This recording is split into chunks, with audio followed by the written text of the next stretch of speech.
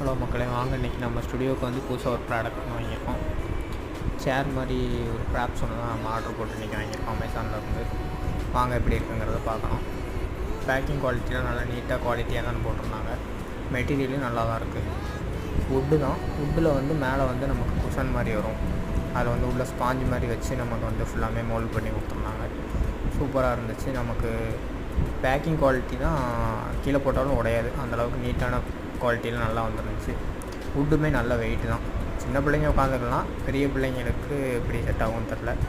மற்றபடி எல்லாமே சூப்பராக இருந்துச்சு.